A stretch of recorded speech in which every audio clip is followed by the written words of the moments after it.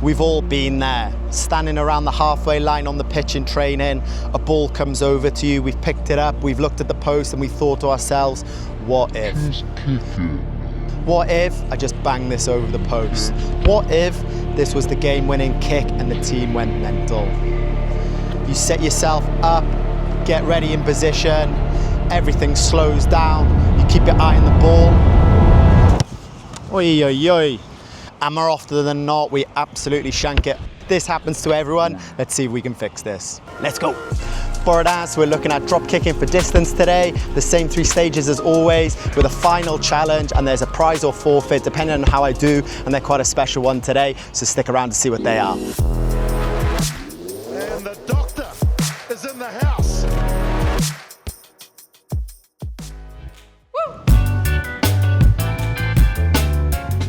Our real life example is from one of the best strikers of the rugby ball in world rugby, in my opinion. George Ford, after initially fumbling it on the halfway line, takes a few steps forward, finds his line, sets his feet and bangs it over from about 45 or 46 meters. A couple of things to love in this video. First of all, he's away from home in horrible conditions. The rain is literally going sideways, so it's a tricky skill to execute. And secondly, if you're a young player, take note of this, he doesn't rush the kick at all.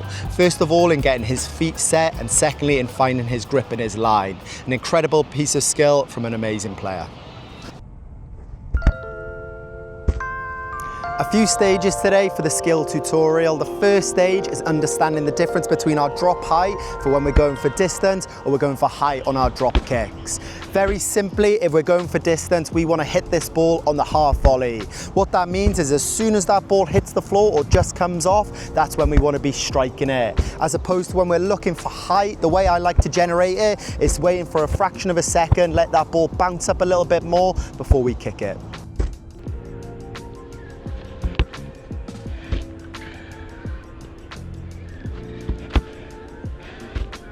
The next stage is trying to stay nice and tall in our kick, slightly over the ball so we can generate the most power possible. If we hunch over or lean back, we're going to reduce how far we can swing our leg back and forward, which is going to slow our leg down so we generate less power.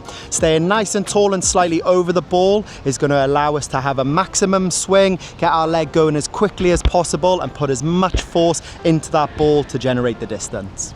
The third stage when we're looking for distance is all about our follow through, and the really easy way to think about this is wherever our momentum is going, and that's highlighted by our body movement, where our foot ends up, where our hips and our shoulders end up pointing, wherever they are going towards, that's where the majority of our power is going to go. So if that's going in the direction of the kick, i.e. towards the post, we're going to get a lot of distance on that kick. If we pull out short or we start veering off to the left or right with our momentum, that's where the ball's going to go. And the final stage I really want to emphasize is don't rush the kick.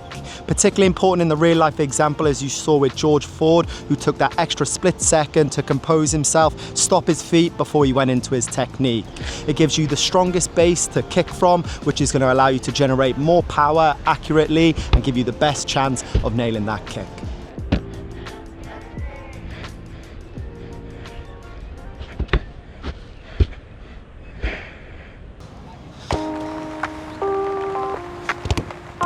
Let's start looking at some drills, and first of all, ones for beginners. A recurring theme on this channel, most of the beginner drills when it comes to kicking, use a football. It's far more forgiving than a rugby ball.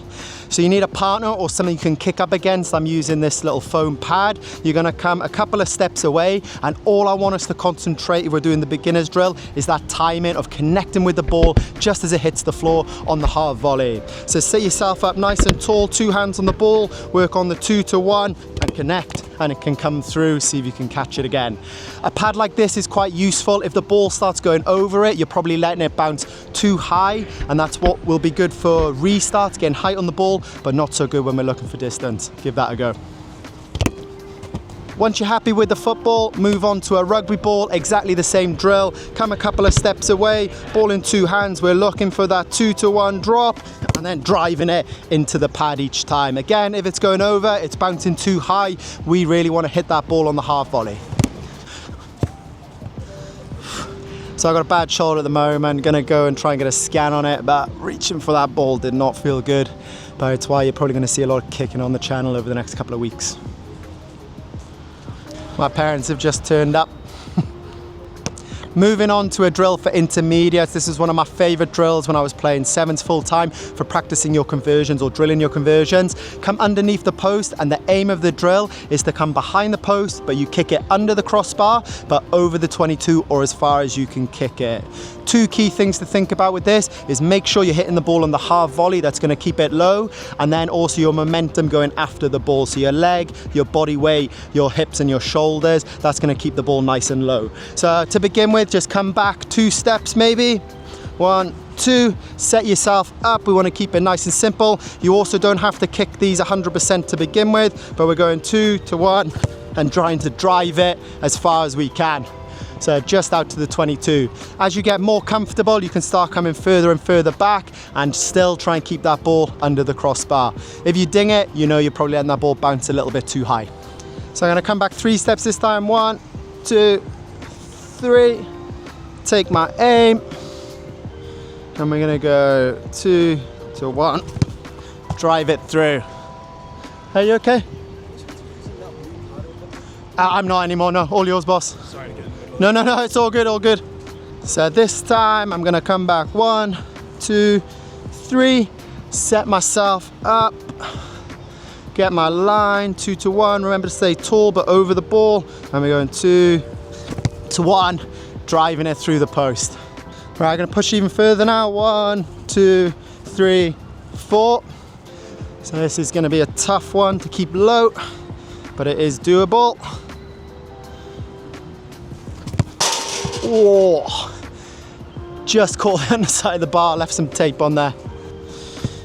Same spot again, see if I can sneak this under the bar. There we go. Drilled, much nicer. Pushing that one out between the 22 and the 10. So my wonderful parents are in town. The prize is related to them, so stick around to see what that is in the competition. It's probably a bit high. 1, 2, 3. Nice. Right, here we go.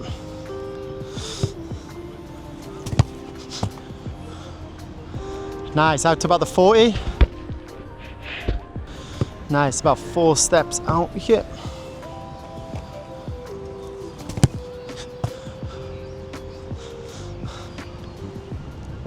Moving on to an advanced drill, and we're really going to hone in on the accuracy as well as the distance. So still the same points of hitting it on the half volley, staying over the ball, but this time we want to find our direction by getting the ball over the post. You want to come back to a distance to the left or the right of the post, which is maybe about 70 to 80% of your distance. We're not looking to fully whack it as hard as we can yet. You're going to set yourself up for a kick. You're going to then move in 5 meters, kick again, 5 meters, and we're going to create an arc around the post for about 8 to 10 kicks, okay? So my first one is from here. You're gonna set yourself up.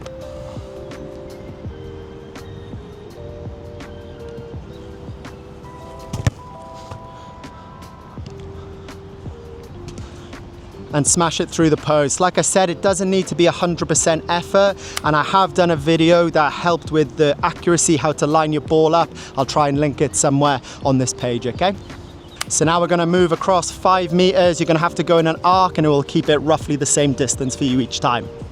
So I'm going to go about here. Nice. A little too high.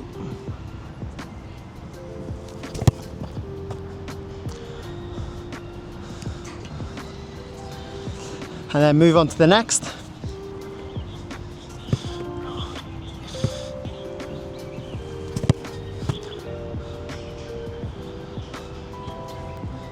So just looking for nice strokes each time, not trying to go full reps straight away.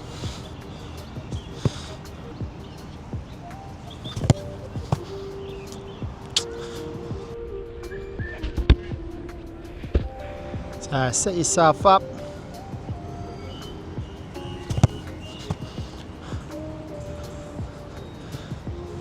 Send it through. And for the advanced drill, just keep working across the pitch. Try and keep a track in your notes of how far you're kicking. Next week, just bring it back 2 or 3 meters. You keep just progressing it over a few weeks, a few months. You'll be amazed at how much distance you can add onto your kick, but stick with the technique. That's the most important. Don't try to welly it. Right, it's time for the challenge. Really simple one today. It's just going to be 10 kicks going at the post. Starting off fairly simple, but getting harder and harder. To win, I need to get 7 or more, and the prize this week is heading over to West Kowloon Park with my parents, taking them for a nice meal and a look around the M+ restaurant. It looks like it's going to be a lovely day. That's going to be sick if I can do it. But if I get 6 or less, I'm into forfeit territory. And I'm gonna be running a Bronco rep for every single kick I miss. So I've missed 6, I'm running 6 Bronco reps, okay? Let me set up the cameras and we'll get into it. The Fiji one? Did you enjoy it? If you wanna watch the Fiji Coral Coast 7s vid, it's up here somewhere. It's one of my best ones, I'd say. So the first one's nice and simple, a bit of a gimme from the 22.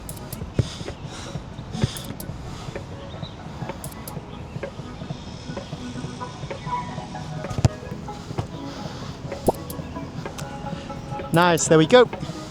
This is a harder one to film. Next one is from the 15 and 22.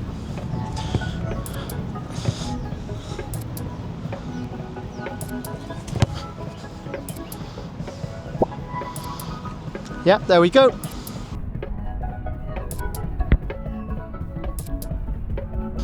Third one is from the 15 and 22.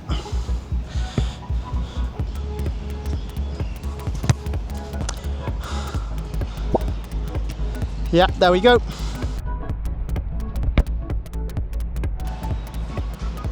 The next 3 are all 5 meters back off the 22. So starting with the center again.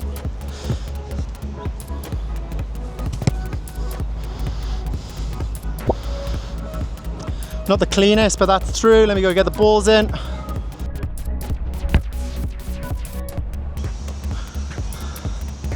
Fifth kick.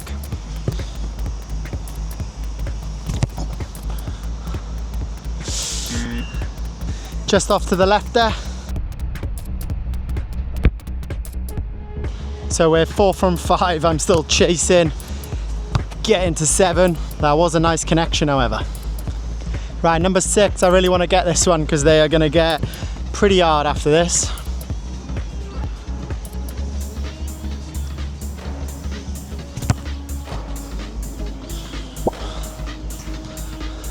Yeah, there we go. Right, 5 from 6, all these kicks are about 5 meters in front of the 10 meter line.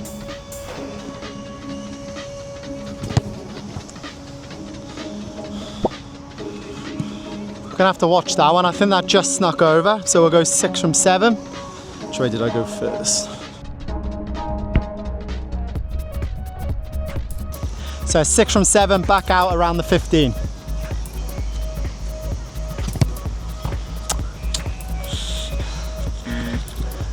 Nah, miles off, tried to welly that one. 6 from 8, I really need this one.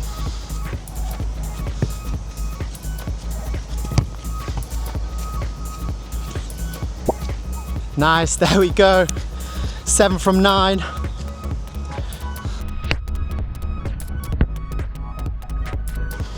On to the last one. I've come back to the 10 meter. This is probably where my leg strength is at the moment. I don't think I can kick too much further.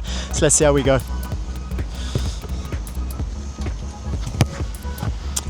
Left.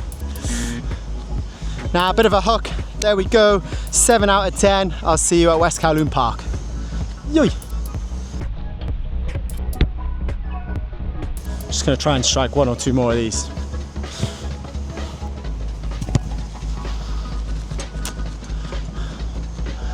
I could have it with a bit of a better connection.